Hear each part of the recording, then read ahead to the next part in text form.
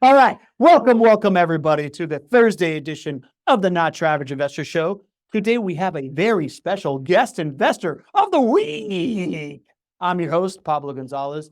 With me today is a local legend around these parts. You hear her walking in the hallways, and you can hear her for maybe like 3 or 4 rooms away, because everybody knows her. She was the original seed investor here, former educator, administrator, now retiree, doing it, living a good life.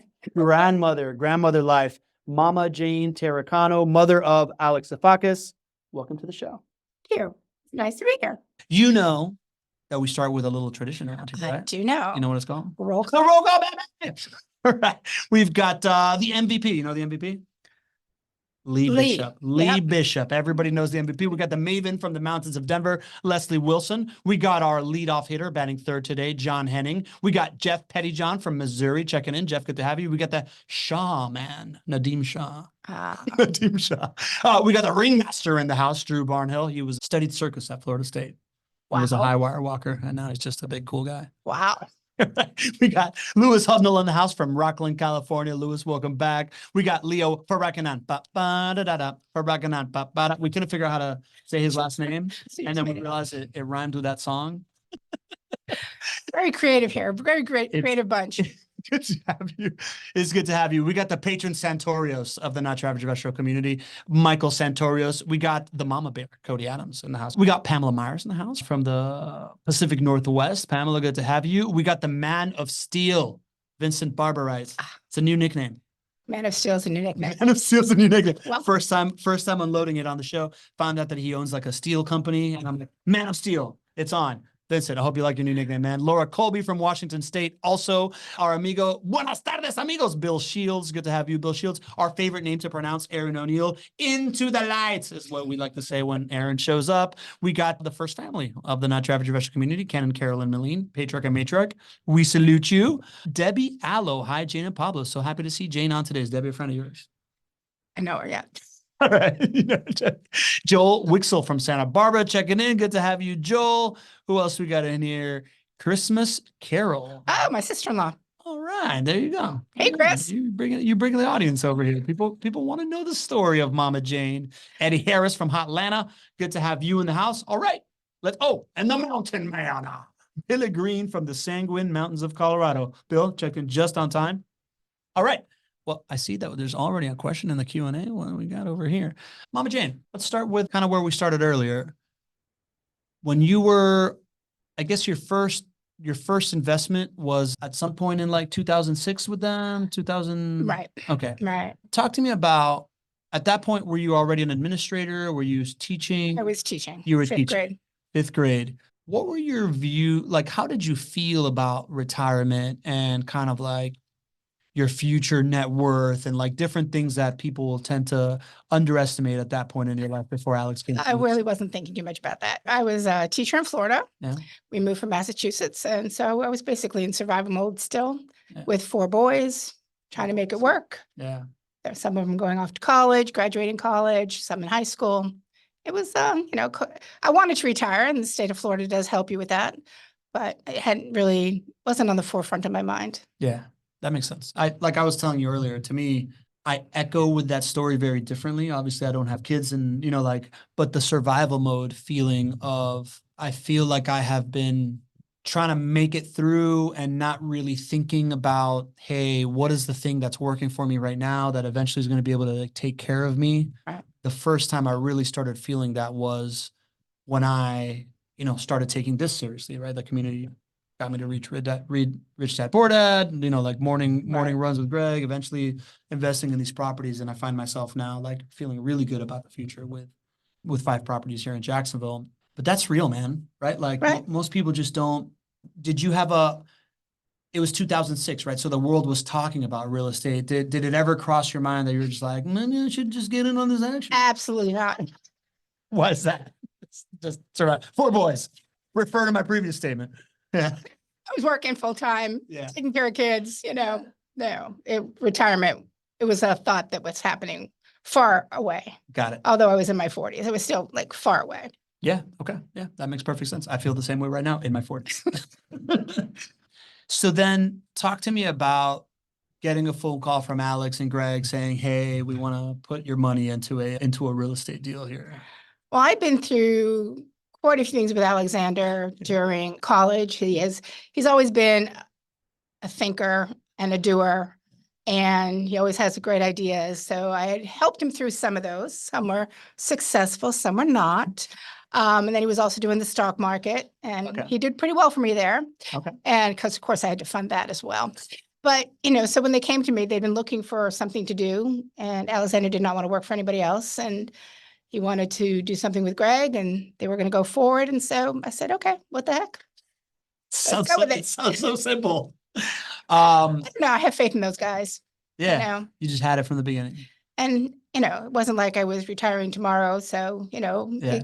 I had time to recover if anything happened. Yeah. So when we say kind of like seed investor into JWB, it was, I know we talked about it at the summit, but it was a loan, like $100,000 loan from your 401k or something like that. Well, first was the money to buy the information from the real estate some place they'd gone. Yeah. And that's where they met the Connecticut guys. And then after that, they were getting into it and learning more. And then I gave them a little bit more.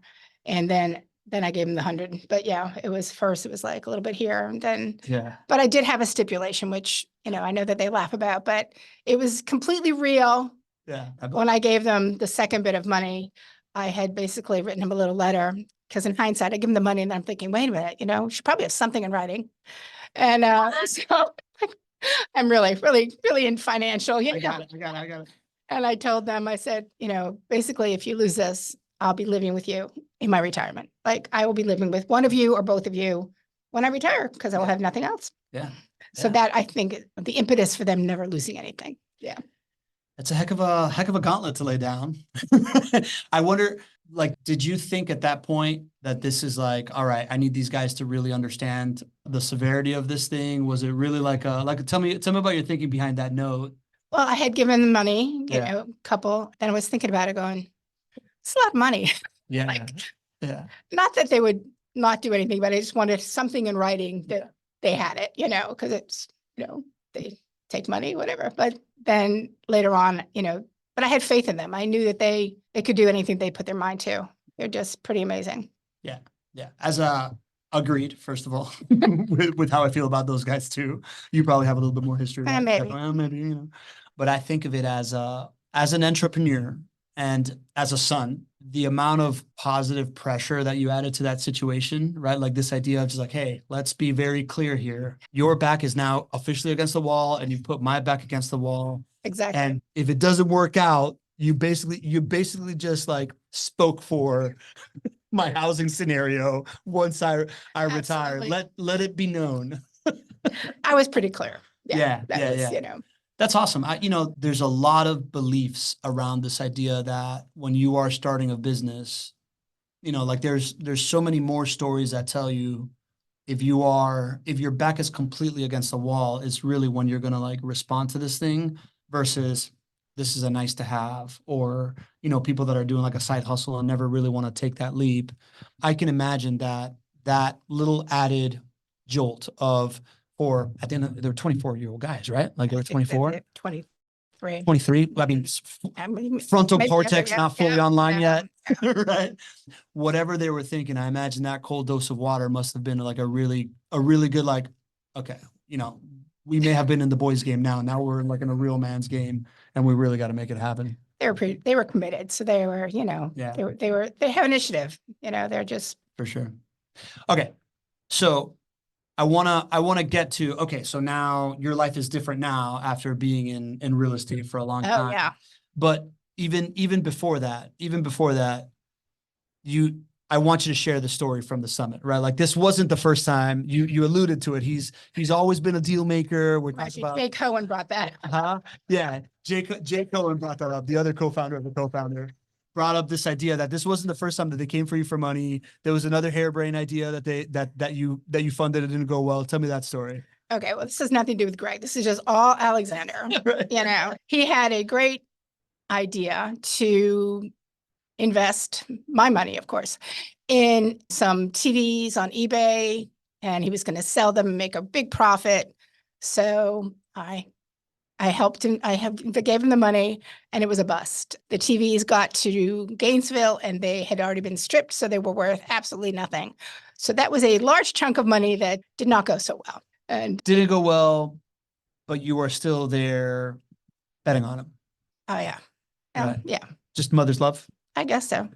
There's also some part of like you saw him grow up. You know that he is built different, right? Like you were saying to me that you've always had like this extreme faith in him as like a doer and like a get stuff done kind of guy, right. Yeah. I don't know. He's the oldest of 4 boys. He Yeah. had a lot of responsibility growing up Yeah. because, they were very, I won't say they were close at that time. Yeah. They were awesome boys. And so, yeah, but he was the oldest of 4. So he, oldest child. Yeah. Let's go. Given the figurehead position and the responsibility from birth. Yeah. Yeah. So yeah. That makes a lot of sense. That and makes a lot then of in a sense. crisis, you want Alexander, he's the go guy, and so it's kind of things happen, Yeah. you go. So, Okay. give him a chance. He was trying different things. Why not?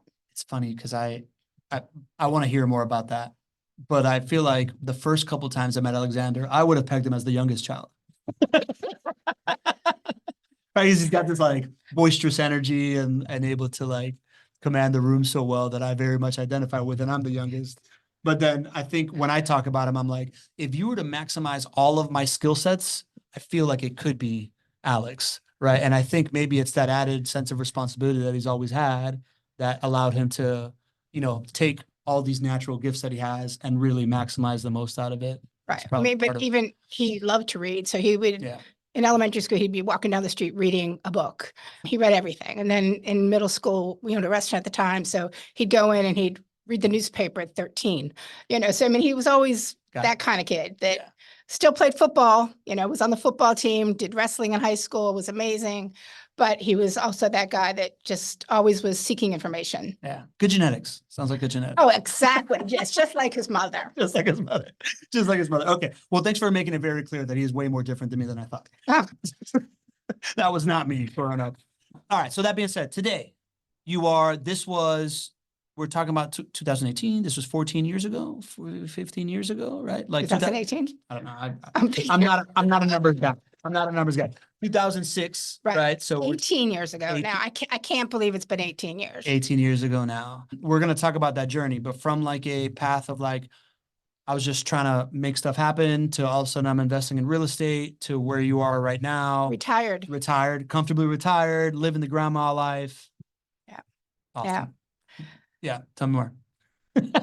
Well, they've grown. They started in their condo in Jacksonville. Yeah. And then they bought that beauty salon on University, I think it was, so that was interesting. And they, brought on more people, and it just kept growing because they can punt and they can switch when they need to. When things don't go right, they get together, they discuss it, and they figure a way where it's going to work. Yeah. And I've always been so proud of the way that they can take a problem and turn it into a solution. And it's just crazy. And they've learned, when they first started out, they wanted to do each house differently. Yeah. And then very quickly they decided that that's not cost effective. Yeah. No. And, I mean, when Greg told us he was going to quit his job, we were just devastated. Like, that was what are you thinking? But it turned out well. Let's unpack some of that, right? Because I've had a lot of conversations with Greg over the years of like the evolution of their business model. And I've learned so much from business from him and Alex and the Adams and just seeing this place operate.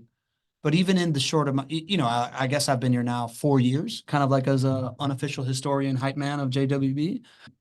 It's so hard to envision such a well put together organization that is so like structured and like good at what it does and gains such notoriety for it, right? Like front page of the Wall Street Journal is not something you can just throw around lightly, right? Twice. But I get the sense that there's been a lot of this iteration. Tell me more about this idea of them going from, and how are you kept up? First of all, were you kept apprised of this? Because it was just like, hey mom, this is what's going on in my business, or were you kept apprised of this as like a client investor? What is your perspective? How is it informed? That's a good question. Yeah. I wasn't informed. Yeah. They just did what they did, and I found out eventually. Okay. Like, no, I wasn't part of the business, the day to day. Yeah. I was just behind the scene. Here it is. Do what you need to do. Hopefully you do well. So yeah, I had nothing to do with any of the growth or the intricacies of who they hired. When Sure. Adam Riegel first came on and working out of the kitchen at the condo, Yeah. and, it was just crazy. And then how it grew, and then they moved, and, they did get mentorship with the guys from CT Homes. Uh-huh. And that I think really helped to put them in perspective. Yeah. And they just, went on, and they're just such intelligent, forward-thinking guys. Yeah. And the combination of the four of them is just Epic. amazing. Yeah. Epic. Talk to me. You said something about, and by the way, I want this show to be about you, not just them, but I think like I sense like a real deep sense of pride of like what you witnessed and stuff like that, right? Yeah. So you weren't involved in the day-to-day, just in the genetics and the formation, Exactly. but you said you've seen them tough stuff out and shuck and jive and figure things out. Can you give me a couple of examples of moments where you're like, wow, this guy's really Well, I figured bought it my out? first property in 2000. Actually, I bought all my properties in 2012. But in February, I bought one. And, when something goes wrong, of course, I get a call from JWB, and that number used to freak me out when I'd see it. And so they changed that. Yeah. But it's kind of like something goes wrong. I, of course, call my son right away because, that's what a mother does. Yes. We don't go through the regular channels. And so, we talk it through, and then they fix it. They might change one of their security things, or they might change how they do background checks, things that have happened to me. I've been kind of a pretty, I don't know how to say it, but, when things happen, I, of course, complain. I'm very good at that. And so, they fix it. Like they're just amazing at how proactive they are and how they just could get around to getting it right. Yeah. And so eventually it's all right. Yeah, that makes sense. It reminds me of kind of the story of Denny Davies. I was talking to him at the summit, and I remember when Denny first became like a fan of the show. When I'd be running with Greg, he'd be like, you have no idea what it means to me that this guy's a fan of the show, because we messed so many things up with him. Like there was so many like kitchen dinner table conversations with him and his wife where I know that we were the villain, and we were and we've been able, and the fact that he's all the way back in to the point where he's like a supporter of the show is a big deal. So I was talking to him about that. And he's like, yeah, man, like they've iterated a lot, like figuring out how to get the right tenant in, figuring out the right way to communicate about this and like manage the money and the things that need to happen has been an iterative process that we are now fortunate enough to see it fully formed, but there were people that went along for it. About 10 years ago or something that, they said, we need to hire people smarter than we are. It's like, we need to do things a little differently. They knew that they could always grow and learn, and they were always reading. And I read a lot. They used to do book. I don't know if they still do book club reports. Book club. Yeah. So once a week at their meetings, one of the people in the company had to do a book and do a book report, basically. And so I was reading all those books as well. Rich Dad, Poor Dad, The Happiness, something or other. I don't know. It's been a long time, but it's just they're always learning. Yeah. And I think that's what works. You're not stuck in this is how we're going to do it. This is how, we've done it 10 years. It's not working anymore. We're going to change it up. Yeah. Yeah. That makes sense. Speaks to a lot of their core values that they talk about all the time, right? Like always like fail forward and always you're either growing or dying, like all those kinds of things that they really live. Yeah. That's interesting. Talk to me about, you said that you've had some hairy moments. Like some less than favorable experiences as a rental property owner, which I think you eventually do, right? You eventually do. Can you kind of like talk me through like one of these moments where you're like, oh God, really? Well, one of the first time that I had a really big turnover, they were evicted and they completely destroyed the house. Yeah. I just don't know how people do that. I just can't understand how you can just destroy property, but we won't go down that aisle. But, and I was talking to Alexander, and it was like, how does this happen? I think it was like a $6,000 flip. And this was, 10 or more years ago, which was exorbitant. And it was like, oh my goodness. So, so they changed a couple of things of how they vet people to come in, but, and they did a couple of other things too, which was really great, but they do. And that's not the only time I've had something happen, but in the long run, you make it up with the, with the value. I don't see that right away. I'm the first one to. I'm quite a nervous investor in the sense that I sit there and have a heart attack and go, oh my God, I can't believe I've lost this money. But in the long run, it all comes back. But so that's, I've had a few. This summer I was out of the country and I got a call with a turn. Of course, my first call was to Alexander, but it worked out. Yeah. So talk to me about that turn. You're out of the country, you get a phone call. What's that experience like as an investor in JWB? Like, are you basically having to like review quotes or blah, blah, blah? Or is it like a call like, hey, this is what needs to happen, cut I the know, check yeah. and Yeah, basically, this is what happens. We need a check. Exactly. That was, Yeah. I have to say that investing with them is amazing because you don't have to do the day-to-day. I am not one that wants to call a plumber or do anything. And it's just wonderful that they get the quotes, they figure it out, they get the best deal, their people, know what they're doing. So it's nice that they just make, it's not a nice phone call. It's not a fun phone call, but it is the best it can be, in a property. Correct. Like I feel like we've had all these different stories that it's like you hear on the front end, the story is, oh my God, I'm on vacation and now I have a vacancy and whatever has to happen. But the back end of the story is the idea of it's like, okay, well, part of that's table stakes of like investing in rental properties. People are going to live in it and you're going to Right. have to know that. But the key thing is now 150 steps have to happen, but me as an investor, maybe only 2 steps happen. Exactly. Yeah, I didn't have to do much. Yeah, correct. And I Take knew it the would be taken call. care of. Yeah, listen to it. And they were be gonna, like, whatever makes happened, they'd sense. figure it out. And Yeah. So Yeah. Cool. it And is very nice. that's awesome.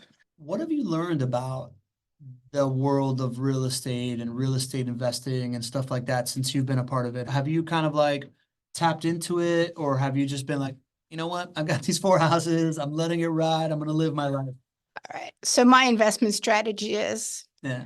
talk to Alexander.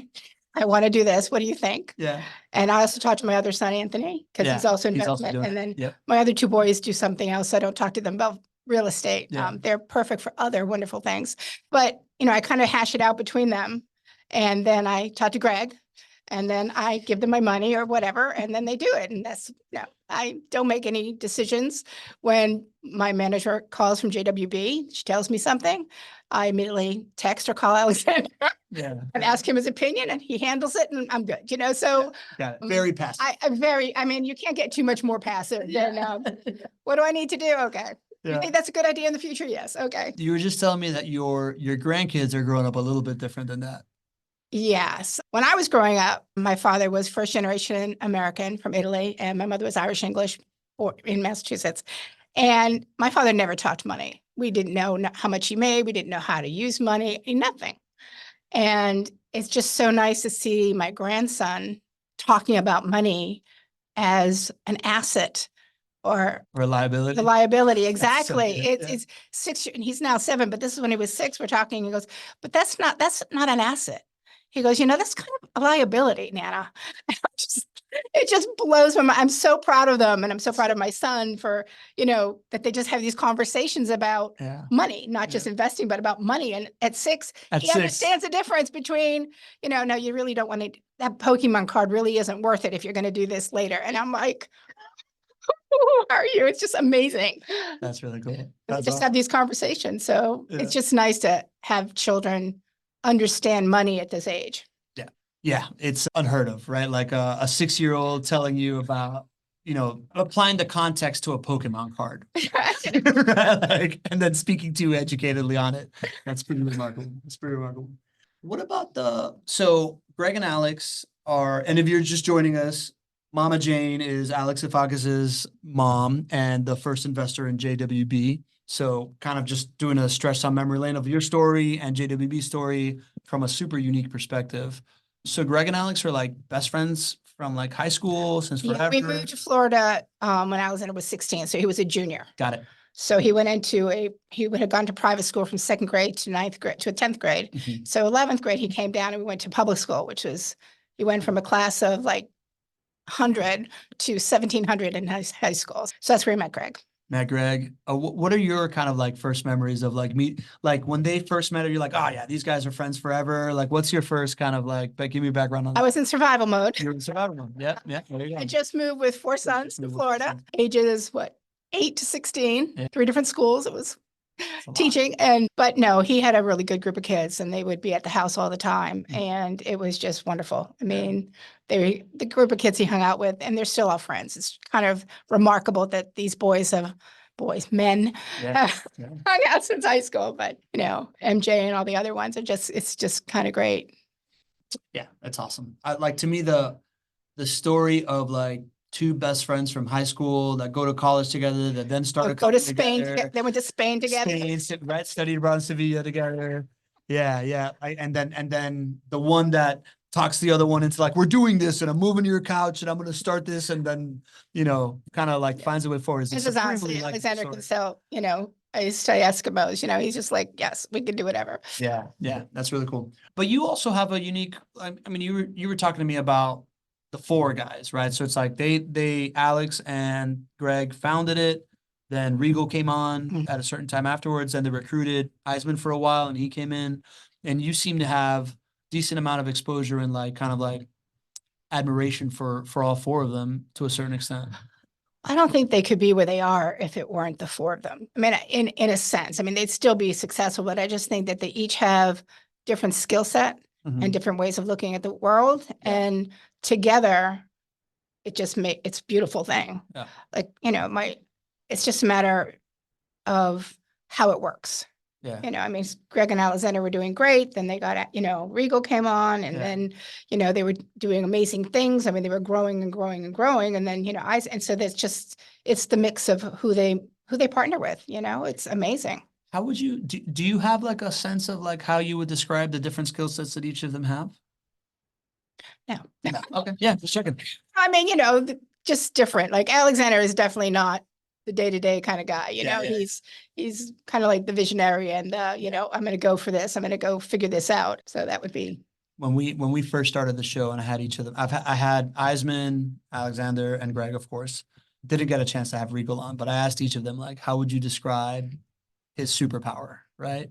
It was really funny because everybody's like, Alexander's like the visionary, right? Like sees into the future and just brings things to reality. What do you call him? Yeah. Okay. Yeah. I like to mess with him about the Tasmanian devil of Northeast real estate, but I think I want to start calling him the Steve Jobs of Northeast real estate. I think you'll like that better. Yeah, that's better. Okay. Approved by Mama Jane. Eisman was like, he's like the coach, right? Like he likes to, get into it with people and work on them. And then when I asked Alex what Greg was, do you remember this? Did you watch this? I did watch it, but I don't remember. Alex goes, Greg's the turtle. He is cautionary, but you need that. If you had like I compared to my four sons, like they're all amazing men. Yeah. But I don't want two of any of them. Like they are. I'm so proud of each and every one of my children, but I don't want two of any of them. Thank you. Yeah. One is enough of all four. Thank you. Makes sense. Yeah, and I didn't get it back then when I first got the analogy. I was like, well, whatever. This is just a friend bagging on a friend. But like, yeah, you need the super measured, calm, deliberate person that's like, no, all this sounds cool, especially when your skill set is visionary and go, right? Like I find that's one of the things that I really share with Alex is that idea that I'm always thinking big and like 1,000 steps, and having somebody like Greg that's like that's great and communicate with you lovingly about how he loves the idea and it's also not going to happen right now. My son is also a numbers guy, what he figures out in his head is amazing. It's like, no, he's a genius. Certified genius, right?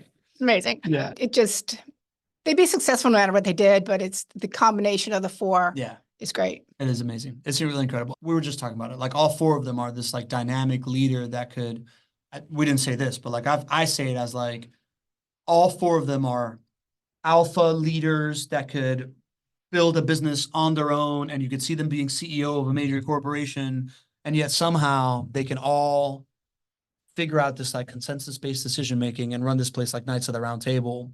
Really is extraordinary on like a human level. Right. So I find it fascinating. Got a couple questions from the community. Oh, okay.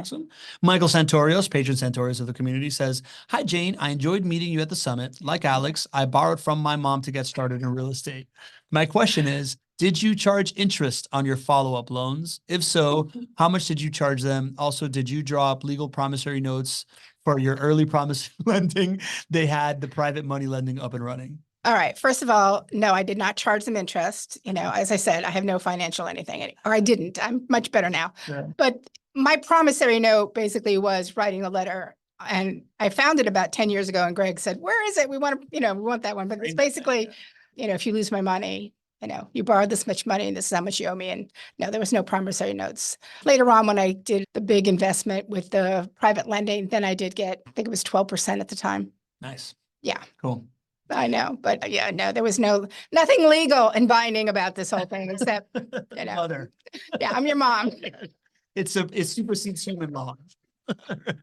All right. Ken Moline has a question. Jane, from your perspective as a school teacher, are Florida schools or colleges offering coursework in how to invest in single family rentals for profit? No, No. Big no. All right. no. All right, cool. So it was an initial investment, 2006. That was for like a flip, right? Or No, that was not even for a flip. It was just for the stuff to buy the work, the whatever the woman's name was, information on how to run a business. okay. And then it was, I don't know what they used the first flip, the Got it. money for. So it really was As I like said, to start a no, business. yeah, here's Yeah. this much, and then here's 30, and then later on. But it was like, no, as I said, I had no day-to-day business. It was whatever they needed to do. And Got it. So then we're going to go over now your investment portfolio with JWB. And the first thing that sticks out to me is the fact that you then bought 4 properties in 2012. yes, Talk to me about the time from like, hey, I'm just helping you fund this business to, okay, time for me to buy 4 properties. But what was kind of like the impetus there? I guess, I mean, what I was, I had my retirement money, I had other money, and it was like, I had seen them growing and making things work, and I figured it was time. And we have conversations together, my kids and I, and it was like, Mom, why don't you do something with your money? Yeah. So I decided, okay, so they found me this house. I got a private money loan on it, paid part of it down. And that was my first one in February of 2012. And that was my first. And one of the things Alexander has to keep reminding me is that I do not have to live in these houses, because he showed me where they are. And I'm like, are you kidding me? And he's like, no, Mom, this is great. It's great. It's to make you money. And I'm like, okay. It took me a while to buy into that. We had the bus tours and all that stuff. And then I bought 3 in August of 2012 too. And it was just basically, it's going to go up. Yeah. So I had faith. Time to get in and buy these things. Well, it was because, as I was getting more towards retirement, and with him being in business already for 6 years, Yeah. I had seen their business grow, and it was time for me to actually invest more money into my retirement.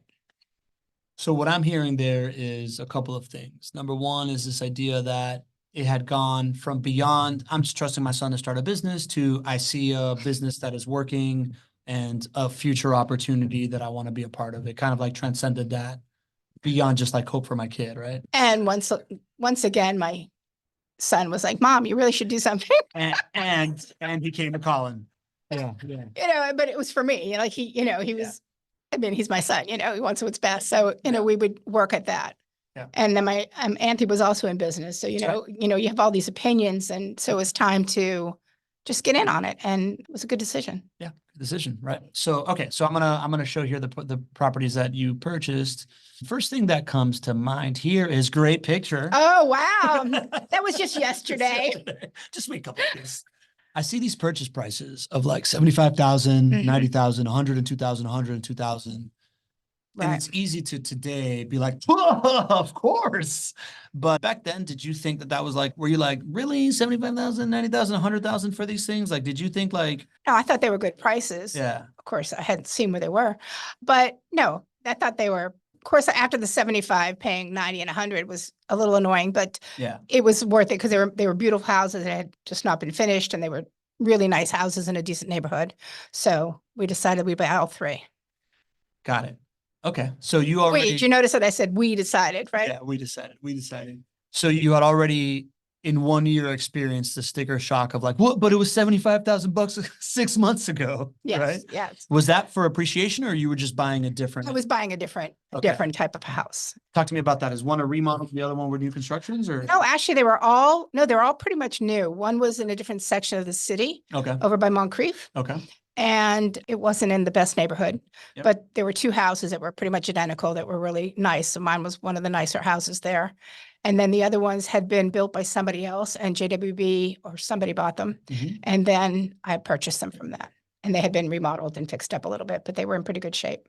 Got it. So what I'm hearing, because Maven from the mountains of Denver, Leslie Wilson, is asking, has Mama Jane purchased one of the new built to rent houses? It sounds like 2 of them. No, this was years ago. This wasn't built. These had been built by somebody else. So Okay.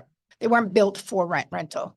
They had probably not done well. They were over in a different part of town, but no. Yeah. I don't think they really started building. I think they just started building to rent. right around there. But Sounds around these the were, time, yeah. right? Like, yeah. Or But like maybe these they were were not starting to built, experiment at that point. these were not built by JWB. Okay, got it. So these They were had been empty for a while. Yeah. rehab homes, right? So they had found them, rehabbed them, put somebody in, two on the same street, like you said, next to Yes, each other, right. one in another neighborhood that Yeah. sounds like, when you mentioned Yeah. it, sounds like a rougher neighborhood. Yes. Yeah, got it. That's a nice way of putting it. Yeah, I got it. One non-recourse loan. So you bought one with retirement funds, Yep. right? And then the other three Just with mortgages. mortgages. Talk to me about that. Like, what was the education around that of just like, was just like Alice would be like, hey, let me look at your stuff. This is what you're doing. Or did you have Exactly. a conversation of like, Oh, no. why? Well, I got the conversation of why, but like, But you don't care. no, I don't care. Sounds pretty pathetic when you say it out loud, but no, it's just like, okay, what do you want me to do? Okay. I don't think it sounds pathetic at all. I feel like I invest with JWB the same way. So, you know, for what it's worth. Well, they know what they're doing. I don't know what I'm doing. So, being ignorant of the process Yeah. and everything else, although I've seen it grow, I Yeah. don't know the day to day. And Yeah. I was, in my own little world and education and, no. I don't think that that's too different from the average experience here, right? Like, I feel like this idea of, we all get it. We've all gone from this idea of like, oh, nice to have to like must have. And we've all gone from this idea of, well, that means I got to figure all this stuff to like, okay, I think I found somebody that I can just be like, yeah, okay. Right. Like, go for it, I think is the Right. experience we're all seeking. And this, not my son in any way, but like, to me, I feel the same way of like, I had the conversation with my wife of just like, I think we need to get in on this Mhm. because spend some time in here. I can tell the place is different. Spend some time with the Definitely. leaders of it. I can tell they're built different. Spend some time seeing people succeed. You didn't have that privilege of like seeing other people succeed and wanting to get in on it, right? Like No. you were more of a pioneer in that regard. But I think somewhere in that pie is the idea of, yeah, I'm just going with it. Like I think Jen Filzen kind of says it the same way. She's just like, I believe in these guys, so I'm doing everything I can to invest in this asset class because I know it's going to work out without necessarily needing to completely understand more of this, the better. Right. Yeah. Right. So that makes Right. sense. And also a lot of my funds can't be used with JWB because it has to be an arm's length away. So Mm, I'm limited to some of the stuff that I can do. that makes sense. That makes sense. Okay. Lee Bishop says, are these all paid off for even though they were purchased in 2012? No, we did some refinancing at 2-something% recently. Well, actually, it was 3-something because, during COVID, I refinanced and pulled out more money. Okay. So talk to me about that. Talk to me about that decision. Was that like Alex called up and said, hey, mom, time to refinance? No, actually, that was me. I actually made a financial decision. Tell me more. Well, I had done my personal house and I had a pretty decent rate on these mortgages because they were from, 2012. But then I said, well, do you think I should? And he's like, well, yeah, if you want to. And so we had a discussion and talked to the mortgage guy and he thought it was a good idea. And Mhm. so I went ahead and refinanced all of them in 2020 or 21, whatever that was. Okay. So Talk to me about, so I feel like anybody that's buying today, like myself, is buying today thinking down the line, I'm going to refinance. Can you talk to me about what changes, right? I assume the refinance process is just like, whatever, pay some money, get a bunch of forms together, stuff happens, right? But like, I've never been on the side of it of just like, oh, well, before I had like this and this and this payment, and now I've got like where I was kind of like spending this and making this, and now I have like one payment and I'm like making this or blah, blah, blah. Or like I took the money and I did this with it.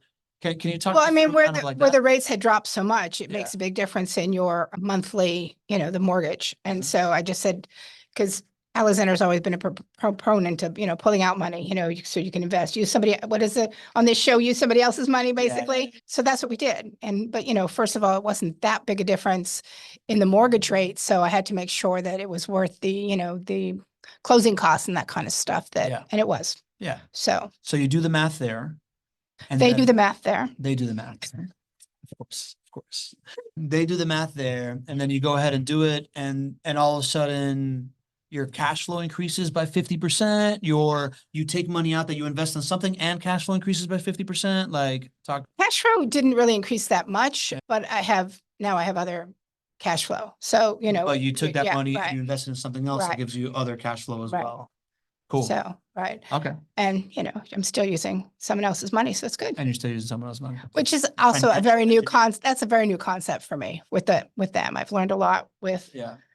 I've grown financially educated more over the years. Yeah. Yeah, that's cool. It's become a family tradition. It has, I know. I love that. I love that. Okay, cool. So those were the houses that you invested in then. This is what it looks like now, right? So if we go back one, it looks like a total of 75 plus 99. We're looking at like $360,000 worth of like investment. Well, you invested less than that, right? Because you financed all of that stuff. You've had a 21.35% rate of return, a total profit of $824,000, 847 from those houses, which include this like net rental income of like 53,000 over the life of it, $10,000 worth of life tax savings, 92 grand of having somebody else pay down your loan, principal pay down, and then the big one, $668,000 in home price appreciation. Yeah, that was very nice. It looks great to see, right? It looks great. It looks great to look at. We had a conversation years ago. We were at some event, and it was Greg, Regal, Alexander, MJ. We're all sitting there chatting, and they were talking about my return of investment, and they all started laughing. Yeah. This was early, and they're like, "Yeah, you have like the worst in the company, Mom." I'm like, "What?" Really? Yes, I was doing pathetically. So we had to rethink that. But yeah, as I said, they change up when they see that things are going. And yeah, I did not have a 21% return at that point. When was it? How long ago was it? Probably 8 years ago, 10 years ago, something like that. So yeah. strategy around better residents, better maintenance kind of stuff. They were laughing. I was not laughing, but they're like, "Oh, we were just going over everybody's rate of return the other day." And you were the worst. You're like one of the worst in the company. I'm like, "Oh, thanks, honey. Thank you." Oh, there you go. Appreciate it. That's actually a really good story to illustrate the idea that this asset class gets better over time. Right? Like the idea that listen, I've gone through my lumps already in the 3 years I've been in. I had an eviction and an expensive turn and stuff like that. But this belief of, you buy real estate and wait. And if you can have a partner that's just kind of like handling the stuff that hurts for you. Right. So it limits the hurt to just like cutting the paycheck and then truly understanding that you are, by staying in the game, you are building, this like Absolutely. this pie that continues to grow and continues to bake is core to that. And going from like worst returns in the company to 23% ROI in 8 years is a solid story to illustrate that. Right. Yeah, that's interesting. So this is the other thing that we love to show people. We call it the Pac-Man. And it's just where the wealth comes from this thing, right? So like we just went over it in numbers before. This is what it looks like in pie graph. And we call it the Pac-Man because it's always the biggest piece of the pie. Oh, it's incredible. Is the home price appreciation, right? So like, this is when folks are investing in just like cash flow, they're optimizing for like this part right here, when this thing is the thing that you want to really, really optimize for a bigger pie and what you're really getting out of it, which I think is really, really interesting. Absolutely. Which is something that I had to learn. I think we all had to learn. Right? Yeah. How did you learn that? Because we didn't have a show back then. Conversations, right? What the hell is going on with my investment, Alex? I do ask every once in a while. But, I do love that every month you get a phone call now. Yeah. So when you see the 6777, you don't cry. Yeah. I actually mentioned that to That's either Greg or Alexander years ago when we were first starting out. And I said, I get a call from you and it's like, oh God, no. And they switch that around. So now it's like, oh, okay. What's going on? They update you. You have great conversations with your property manager and it's just great. So it's not, it's not panic. Yeah. So it's really nice that they do update you, have conversations, you have rapport, and any questions they're willing to answer. And that's just so awesome. Yeah. Of course, I don't always go there. I might have a personal person to call instead. For better or for worse. I feel the same way. For better or for worse. But I agree. Like by the way, that to me speaks to this emotional intelligence that is all wrapped throughout this whole building.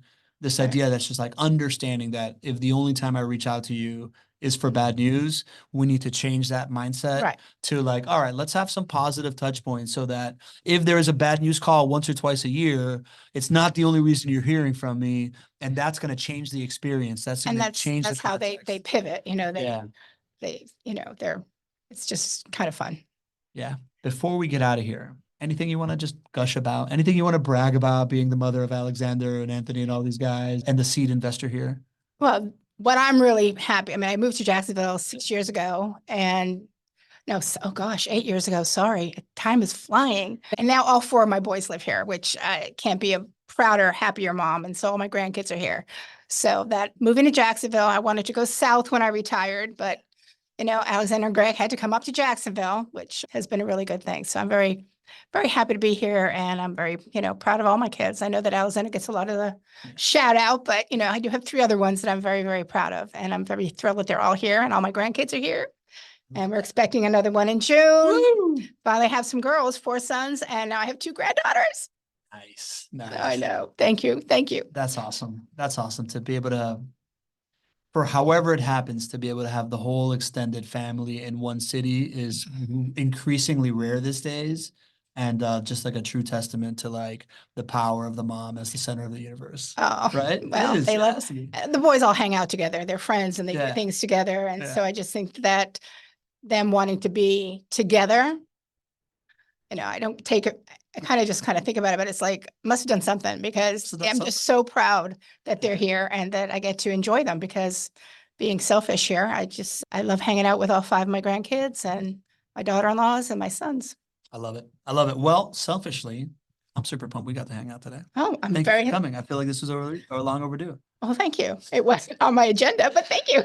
Well, it's been on my agenda, so I'm glad. I'm glad we made it happen. I'm pumped that the community showed up in force here, right? Like a bunch of folks here, just like putting in the chat how much they like the backstory and the love fest that always happens here with our community.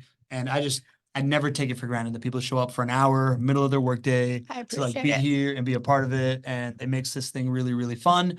Tuesday, we're going to be talking about the biggest reasons that people tend to hate on rental properties. Should be I an have a interesting list. show. No. Should be an interesting show.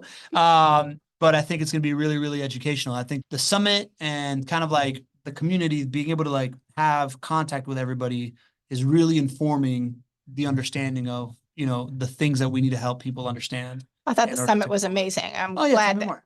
I did. I mean, Yeah. when they started, they, had their property tours and they would teach, people how to buy and sell and that kind of stuff. And it was just amazing at that point. But now as it's grown and seeing people come from all over the country and it was really nice to meet all the people I met at the summit because I put names to faces.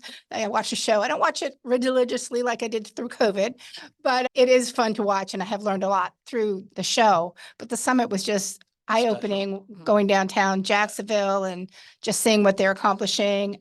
So it was great. Yeah. So nice to meet y'all. Yeah, agreed. I thought the summit was special. I think like once you see, once you feel it, it's undeniable, right? Yeah. Like what's going on in Jacksonville, the sense of community, the idea that this is a great group of people to do business with, Amazing. right? Like it's impossible to unsee it. Amazing. So I'm glad we're able to Amazing. do that stuff. But yeah, Well, we're thanks for correct. having me. Thank Sure. you for having, and I hope to see you all next week. One little piece of advice: don't be average. See you on Tuesday.